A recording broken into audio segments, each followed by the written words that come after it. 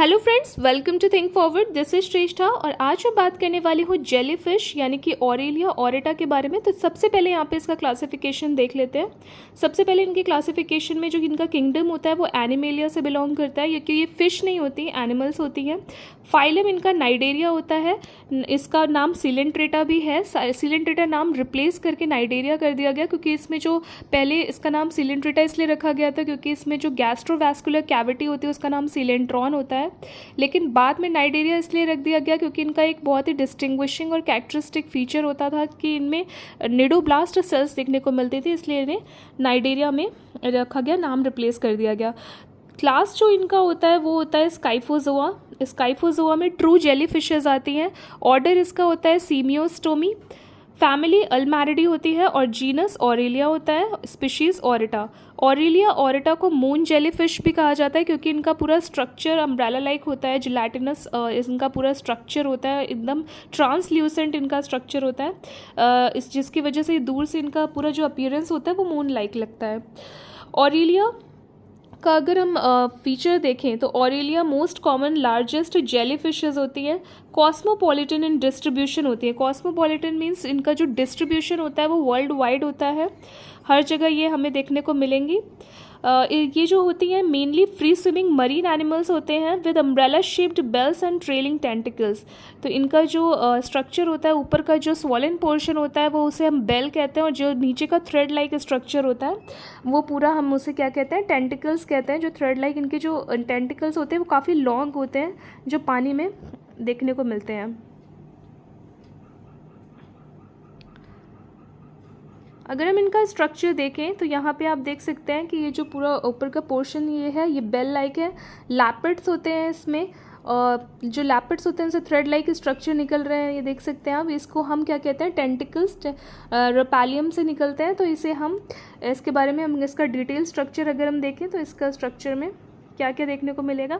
यहाँ पे काफ़ी सारे कैनाल्स देखने को मिलती हैं। इसका जो माउथ होता है वो सब अम्ब्रेला साइड पे सिचुएटेड होता है। जो नीचे का पोर्शन होता है जेलीफिश का उसे सब अम्ब्रेला रीजन कहते हैं, और जो ऊपर का कॉन्वेक्स पोर्शन होता है उसे अम्ब्रेला रीजन कहते हैं।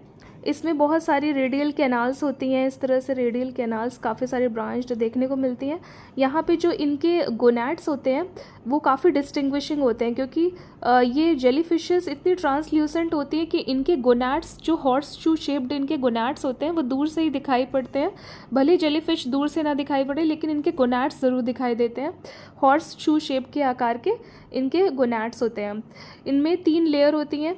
पहला तो हो गया इसमें जो इसका स्ट्रक्चर है उसमें अगर हम देखें तो एपिडर्मिस होती है, मीजोग्लिया होती है और गैस्ट्रोडर्मिस होती हैं। एपिडर्मिस, मीजोग्लिया और गैस्ट्रोडर्मिस। उसके अलावा टेंटिकल्स होते हैं, माउथ होता है, नीचे के साइड में माउथ होता है, यहाँ पर सिचुएटेड होगा माउथ, जिससे कि आर्म्स निकलती हैं।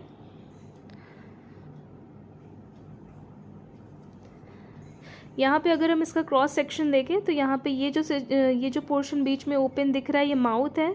ओरल आर्म्स उससे निकले होते हैं, 4 ओरल आर्म्स होते हैं। गोनैड्स इसके साइड बाय साइड में सिचुएटेड होते हैं।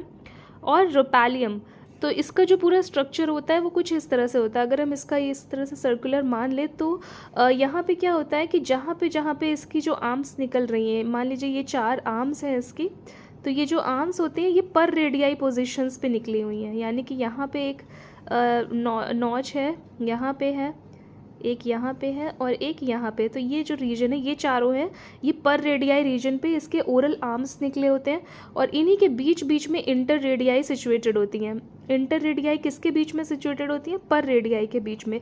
तो 4 पर रेडियाई हो गई और 4 इंटर रेडियाई हो गई। अब क्या होता है कि इंटर रेडियाई और पर रेडियाई के बीच में एड रेडियाई सिचुएटेड होती है। एड रेडियाई, तो एड रेडियाई कितनी हो जाएंगी, 8 एड रेडियाई हो जाएंगी, क्योंकि हर पर रेडियाई और इंटर रेडियाई के बीच में एक एड रेडियाई सिचुएटेड होता है। तो यहाँ पे इतने नॉच हमें देखने को मिलते हैं। नॉच मतलब कि यहाँ से हर जगह से डिटैच होंगी। इस तरह से अगर स्ट्रक्चर है तो यहाँ से डिटैच होती है। डिटैच क्या मतलब कि थोड़ा सा कनेक्टेड नहीं होती हैं, उसी को हम नॉच कहते हैं। तो हर नॉच पे कहाँ नॉच मिलेगी, इंटर रेडियाई, एड रेडियाई और पर रेडियाई पे हमें नॉच देखने को मिलेगा। तो जो अगर पूछा जाता है कि ओरल आर्म कौन से रेडियाई पर सिचुएटेड है, तो पर रेडियाई पर ओरल आर्म सिचुएटेड होता है। यहाँ पे देख सकते हैं ये पर रेडियाई है और ये इंटर रेडियाई है। और गोनैड्स कैसे होते हैं, हॉर्स शू शेप्ड। और जो रेडियल कैनाल है इसके, ये जो देख सकते हैं ये रेडियल कैनाल है। तो यहाँ पे पूरा इसका जो स्ट्रक्चर होता है वो इस टाइप से होता है। ये आपका देख सकते हैं यहाँ पे रोपैलियम होता है, नॉच के साइड पर रोपैलियम सिचुएटेड होता है। रोपैलियम को हम टेंटाक्युलोसिस्ट भी कहते हैं।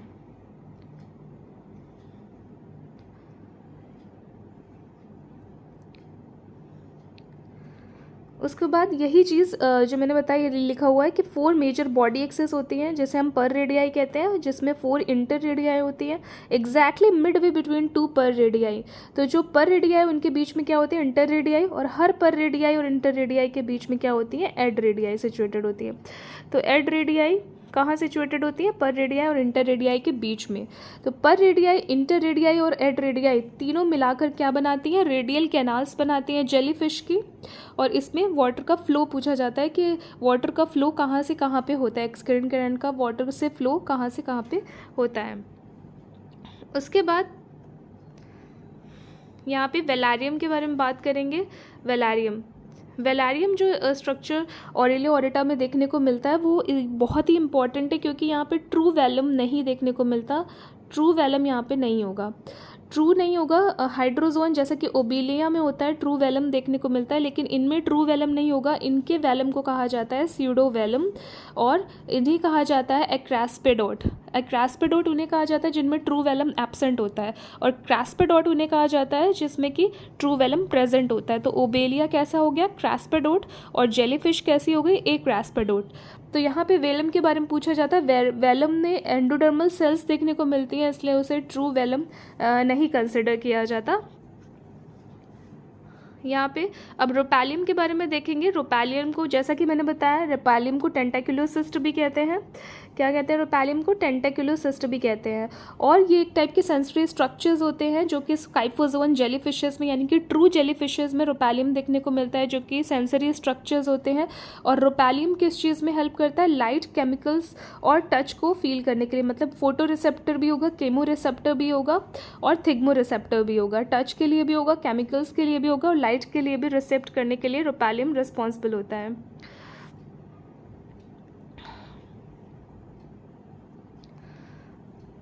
उसके अलावा सेंस ऑर्गन्स जो रोपैलिया के होते हैं वो इंटररेडियल मार्जिनल नॉचेस पे सिचुएटेड होते हैं। सेंस ऑर्गन्स कहाँ होंगे, इंटररेडियल मार्जिनल नॉचेस में। और रोपैलियम में टेंटाक्युलोसिस्ट या फिर स्टैटोसिस्ट देखने को मिलता है, जिसमें 2 ऑसिलाई होते हैं, जिसे हम आइज भी बोल सकते हैं। और ऑल्फैक्टरी पिट्स होते हैं जो कि देखने और मतलब सुनने, सेंसेस के लिए, वाइब्रेशंस का, वाटर करंट को सेंस करने के लिए रिस्पॉन्सिबल होते हैं। तो स्टैटोसिस्ट क्या होता है कि क्या काम करता है, इक्विलिब्रियम प्रोवाइड करता है अम्ब्रेला को, जो कि जेलीफिश है। स्विमिंग के दौरान क्या करता है, इक्विलिब्रियम प्रोवाइड करता है जेलीफिशेस को। उसके अलावा अगर हम लार्वा देखें, जो जेलीफिश का मेनली जो लार्वा, तो वैसे बहुत सारे होते हैं, लेकिन इसका जो मेनली अगर लार्वा पूछा जाए कि इनके लाइफ साइकिल में कौन सा लार्वा देखने को मिलता है, तो एफाइरा लार्वा ही आंसर होगा। वैसे तो बहुत सारे लार्वा होते हैं, ओबेलिया का भी लार्वा होता है, लेकिन क्या होता है इसमें स्काइफोस्टोमा लार्वा डेवलप होता है। एफाइरा लार्वा में मेटामॉर्फोसिस के थ्रू स्काइफोस्टोमा किस में चेंज हो जाता है, एफाइरा लार्वा में चेंज हो जाता है। और ये क्या होता है, फ्री स्विमिंग लार्वा होता है, जो कि इमेच्योर मेड्यूसा स्टेज जिसे कह सकते हैं। एसेक्सुअल रिप्रोडक्शन के बाद स्काइफोस्टोमा लार्वा किस में चेंज हो जाता है, मेड्यूसा स्टेज में चेंज हो जाता है और डिटैच हो जाता है और स्विमिंग करने लगता है। और फिर से क्या बनाएगा, जेलीफिश बनाता है। उसके अलावा जो 2 क्वेश्चंस जो पूछे जा सकते हैं इस बार के एग्ज़ाम में, वो यही है कि क्यूबोजोआ में क्या आते हैं, बॉक्स जेलीफिशेस आती हैं। अगर हाईली पॉइजनस जेलीफिशेस के बारे में पूछा जाए तो वो बॉक्स जेलीफिशेस होती हैं। हाईली पॉइजनस जेलीफिशेस कौन होती हैं, बॉक्स जेलीफिशेस होती हैं। बॉक्स जेलीफिशेस, और स्काइफोजोआ में ट्रू जेलीफिशेस आती हैं। तो अगर हाईली पॉइजनस जेलीफिश का नाम पूछा जाए तो बॉक्स जेलीफिश, और अगर इसका सब फाइलम पूछा जाए या फिर इसका ऑर्डर या क्लास पूछा जाए तो इसका क्यूबोजोआ, स्काइफोजोआ होगा। तो बॉक्स जेलीफिश जो बीचेस में जो पैरालाइसिस हो जाती है, लोगों को स्विमिंग करते टाइम कोई इंजेक्ट कर देते हैं अपने टेंटाकुलर सिस्टम में, तो उसमें पॉइजनस सब्सटेंस भरा होता है जो कि पूरी बॉडी में इंसान के डेथ के लिए रिस्पॉन्सिबल होता है, और 5 मिनट्स में शायद इंसान की डेथ हो जाती है। तो हाईली पॉइजनस जेलीफिश कौन होते हैं? Box jellyfishes.